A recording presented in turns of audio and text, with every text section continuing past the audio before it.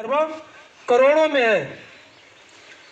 Party की शुरुआत है, लेकिन ये शुरुआत अभी तक जितनी भी पार्टियां आई, किसी ने ये नारा नहीं दिया कि जिसकी जितनी संख्या भारी उसकी उतनी हिस्सेदारी। लेकिन जन अधिकार पार्टी का मुख्य नारा है, मुख्य उद्देश्य है, जन अधिकार पार्टी का नारा है कि जिसकी जितनी संख्या भारी उसकी उतनी हिस्सेदारी। ये जन अधिकार पार्टी सर्व समाज के लिए संख्या के आधार पर हिस्सेदारी की बात करती है। आप लोगों ने देखा और हमने अभी कहा कि हम लोगों ने बहुत सारी पार्टियों के लिए जिंदाबाद मुर्दाबाद बोला, लेकिन ये जिंदाबाद मुर्दाबाद बोलने के बाद में हम लोगों ने वोट भी दिया और सपोर्ट भी किया, लेकिन हम लोगों को मिला क्या? कहीं कुछ मिला और ना कहीं कुछ मिलने वाला है। लेकिन जब जब चुनाव आते हैं तो हम लोगों को ऐसा लालच दिया जाता है, क्योंकि हम लोगों को एक आस लगी है कि सरकार के द्वारा हमें कुछ मिल जाएगा, लेकिन कहीं से कुछ मिलने वाला नहीं है। हम लोगों को सिर्फ मिलता क्या है? लालच मिलता है, जुमला मिलता है, और उस जुमले पर हम लोग लालच में आके वोट दे देते हैं। अब हमें लालच के लिए लालच में नहीं फंसना है। ये वोट हमें चौकी और थाने की पैरवी के लिए नहीं करना है। आप लोग समझिए, इस उत्तर प्रदेश की बात करें तो इस उत्तर प्रदेश में 350 तहसीलें हैं, 1427 थाने हैं, 75 जिले हैं। लेकिन आप लोगों ने देखा कि जिसकी सरकार बनती है, जिस समाज का मुख्यमंत्री बनता है, और मुख्यमंत्री के नीचे 350 तहसीलें होती हैं, 75 जिले होते हैं, 1427 थाने होते हैं। चौकियों की तो गिनती नहीं कितनी चौकियां। ये सब किसके नीचे आता है? ये सब मुख्यमंत्री के नीचे आता है। और वो मुख्यमंत्री बनता कैसे है? वो मुख्यमंत्री हमारे आपके वोट से बनता है।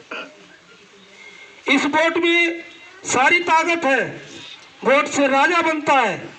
राजा हमारा और हमारे बच्चों का भाग्य विधाता होता है।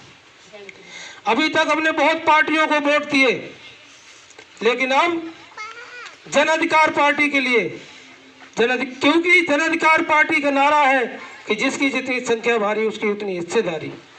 अब आप लोग कहेंगे कि ये है क्या कि जिसकी जितनी संख्या भारी उसकी उतनी हिस्सेदारी का मतलब क्या है? ये हिस्सेदारी का मतलब ये है कि मान के चलिए 100 रोटियां हैं। अब 100 रोटियों में क्या है कि संख्या जिसकी कम है, लेकिन वो जबर पड़ रहा है। वो जबर क्यों पड़ रहा है? कि हम आपको पहले से गुमराह किए हैं, हमारे हक अधिकार वंचित किए हैं। आज के समय में जिसकी संख्या 3 रोटी की है, जिसे 3 रोटियां मिलनी चाहिए, वो 80 रोटियां खा रहा है, और जिसे 80-85 रोटियां मिलनी चाहिए उसको वो मुश्किल से 10-20 रोटियां मिल पा रही हैं। संख्या का मतलब ये है कि अगर किसी भी समाज की 1% संख्या है तो उसको 100 में 1 हिस्सा मिलना चाहिए। किसी की अगर संख्या 2% है तो उसको 100 में 2 रोटियां मिलना चाहिए। किसी की संख्या अगर 5% है तो उसको 5 रोटियां मिलना चाहिए। लेकिन होता क्या है? जिसकी सरकार बन जाती है तो वो क्या करता है? वो ये चाहता है कि हमें किसी को ना देना पड़े, हमारे समाज को ही सब कुछ मिल जाए। आज भी हो रहा है और पीछे भी होता चला है। लेकिन जब जब चुनाव आता है तब तक हम लोग भूल जाते हैं, हम लोगों को लालच दिया जाता है। और ये लोग आते हैं और कहते हैं, अरे फलाने भैया तुम क्यों परेशान हो, तुम्हारे लिए हम ही बहुत बड़े नेता हैं। कहाँ जन अधिकार पार्टी लेके आई, कहाँ बाबू सिंह कुशवाहा लेके आए, एक फोन करियो आपकी आधी रात मदद होए, कोई चौकी थाने की बात आ जाए। अरे ये चौकी थाना होता क्या है? आपने ये देखा? एक सिपाही से बड़ा होता है दरोगा, और दरोगा से बड़ा होता है थाना इंचार्ज एसओ, और एसओ से बड़ा होता है सीओ, और सीओ से बड़ा होता है एसपी कप्तान, और एसपी से बड़ा होता है आईजी। और आईजी से बड़ा होता है डीआईजी, और डीआईजी से भी बड़ा होता है डीजीपी, और डीजीपी से भी बड़ा होता है मुख्यमंत्री, जो हमारे आपके वोट से बनता है। सारी ताकत हमारे आपके वोट में है। अगर हम लोग अपने वोट का सही इस्तेमाल करना सीख जाए, जन अधिकार पार्टी के लिए वोट करते हैं, तो एसपी तक आपको जय हिंद करने लगेगा। लेकिन करेगा तब जब आप जन अधिकार पार्टी को वोट और सपोर्ट करके माननीय बाबू सिंह कुशवाहा जी को मुख्यमंत्री बनाने का काम करेंगे। अभी तक हम लोगों ने अपने वोट की कीमत को नहीं समझा। जिस दिन हम लोग अपने वोट की कीमत को समझ जाएंगे, तो हमारे बच्चे भी इंजीनियर, मास्टर, डॉक्टर बनेंगे। ये बनाता कौन है? ये मुख्यमंत्री बनाता है। पुलिस की भर्ती कौन निकालता है? मुख्यमंत्री निकालता है। लेखपाल की भर्ती कौन निकालता है? मुख्यमंत्री निकालता है। पीएससी की भर्ती कौन निकालता है? मुख्यमंत्री निकालता है। और वो मुख्यमंत्री बनता काहे से? हमारे आपके वोट से बनता है। अगर हमें भी हम आपको भी अपने बच्चों को पुलिस में भेजना है, लेखपाल बनाना है, तहसीलदार बनाना है, पीएससी में भेजना है, तो ये सब तो हमें आपको अपने वोट का सही इस्तेमाल करके अपना मुख्यमंत्री बनाना होगा। अगर हम लोग ये सिर्फ चौकी और थाने की पैरवी के लिए वोट करते रहेंगे, तो हमारे बच्चों को रोजगार कौन देगा? तो ऊपर से आएगा।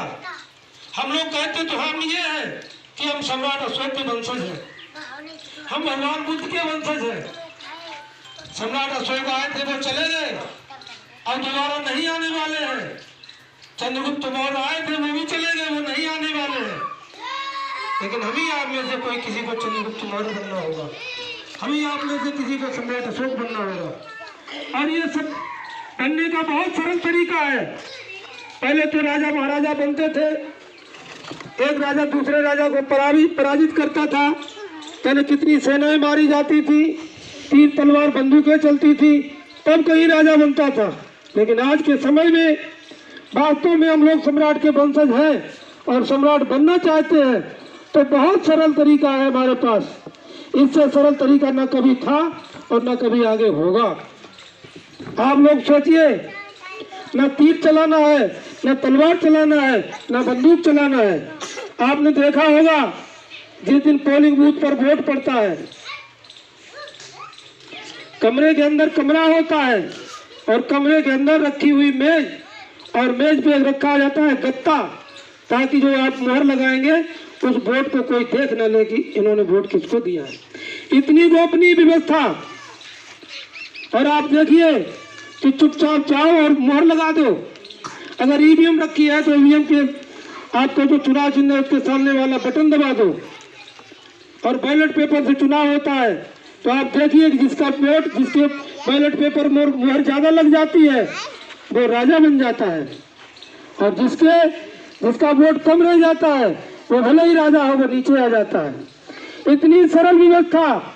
न तीर चलाना है, न तलवार चलाना, न बंदूकें चलानी है, न किसी से झगड़ा करना है। चुपचाप जाओ और वोट डाल दो और आपका राजा तैयार। लेकिन फिर भी आप लोग वोट डालने से डरते हो, अपना प्रधान नहीं बना पाते हो, अपना जिला पंचायत नहीं बना पाते हो, अपना विधायक नहीं बना पाते हो।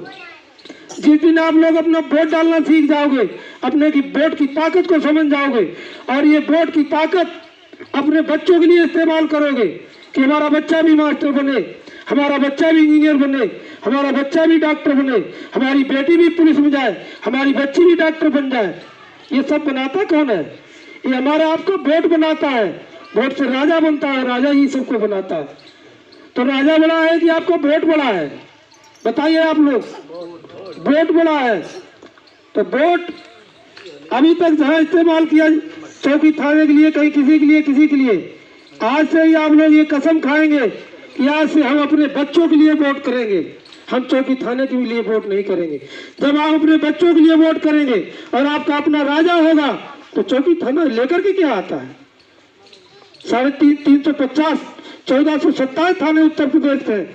आपका मुख्यमंत्री होगा तो ये 1427 आप थाने आपके नीचे होंगे। ये ताकत है वोट की। वोट से प्रधान बनता है, वोट से जिला पंचायत बनता है, वोट से विधायक बनता है, और जिस पार्टी के विधायक ज्यादा हो जाते हैं उसका मुख्यमंत्री बन जाता है। जिस पार्टी के सांसद ज्यादा बन जाते हैं उसका प्रधानमंत्री बन जाता है। ये वोट आपके पास है, सारी ताकत आपके पास है, लेकिन उस सारी समस्याओं का समाधान आपके पास है, लेकिन समाधान कहीं दूसरी जगह आप ढूंढते हैं। सारी समस्याओं का सब भगवान बुद्ध ने कहा कि आप दीपो भव, अपना दीपक स्वयं बनो। सारी ताकत हमारे पास है, लेकिन उस ताकत को हम लोग इस्तेमाल नहीं कर पा रहे। ये छोटा छोटा लालच छोड़ो। अगर आपको भी अपने बच्चों को रोजगार देना है, अपने बच्चे को नौकरी दिलानी है, ये नौकरी और रोजगार ये सब कुछ मिलेगा आपके अपने वोट से। हमें जुमलेबाजी में नहीं फंसना है, कोई 1500 के लालच में नहीं फंसना है, कहीं तोड़िया और दारू मीट मुर्गा के चक्कर में नहीं फंसना है। वोट देना है तो अपने बच्चों के भविष्य के लिए। आप लोग अभी तक वोट करते रहे, और सही माने में तो अगर आप जन अधिकार पार्टी को सपोर्टर हैं और आप भी चाहते हैं कि हमारा बच्चा भी इंजीनियर मास्टर डॉक्टर बने, हमारा बच्चा भी बड़ी बड़ी गाड़ी में चले, हमारे बच्चे भी बड़े बड़े मकानों में रहे, लेकिन आप लोग रहेंगे तब जब आपके बच्चे को रोजगार मिलेगा, अच्छे से गुजारा होगा, 4 पैसे बचेंगे तब। ये खेती किसानी, आज आपके पास 5 बीघे जमीन है, 10 बीघे जमीन है, और कल को आपके 2 बच्चे हुए तो ये जमीन 10 बीघे की 5-5 बीघे, आज आपका 10 बीघे में गुजारा नहीं हो पा रहा है, तो इन बच्चों को 5-5 बीघे में कैसे गुजारा होगा? आगे चल कर के जब इन बच्चों की जब 2 बच्चे होंगे तो उनके पास 2.5 बीघे जमीन बचेगी, और एक समय ऐसा भी आएगा कि इनके पास सिर्फ मकान बनाने को जमीन रहेगी। जब अब आप सोचिए, आज हमारा 10 बीघे में गुजारा नहीं हो पा रहा है, तो इन बच्चों को गुजारा कैसे होगा? हमारे पास समस्याओं का समाधान है, सारी समस्याओं का समाधान हमारे पास है, हमारा आपका वोट है। अगर हम चाहते हैं कि हमारे बच्चों की रोजगार मिले और हमारे बच्चे भी अच्छी जिंदगी जिए,